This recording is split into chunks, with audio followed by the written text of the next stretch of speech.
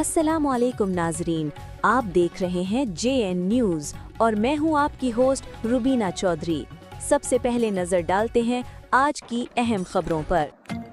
खबर शामिल करेंगे लाला मूसा से हमारे नुमाइंदे नासिर महमूद नासिर की रिपोर्ट के मुताबिक 1 मई सिर्फ एक दिन नहीं बल्कि ये मज़दूरों के हुकूक, उनकी जदोजहद और इंसाफ के अज़म की अलामत है।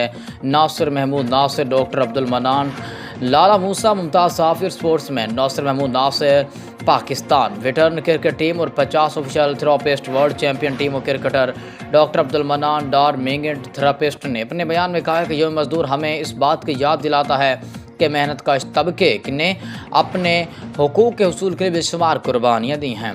दुनिया भर में मज़दूरों की तहरीकों ने मुआशरती इंसाफ और बेहतर काम के हालात के लिए एक मजबूत बुनियाद फराहम की। आज के दौर में भी मज़दूर तबका मुख्तलिफ चैलेंजेस का सामना कर रहा है, जिनमें महंगाई का मुजरत और रोज़गार के अदम तहफ़्फ़ुज़ जैसे मसाइल शामिल हैं। उन्होंने इस बात पर जोर दिया कि हुकूमत को चाहिए कि मज़दूरों के हुकूक के तहफ़्फ़ुज़ के लिए ठोस इक़दाम करे और लेबर कवानीन पर मुकम्मल अमल दरामद यकीनी बनाए।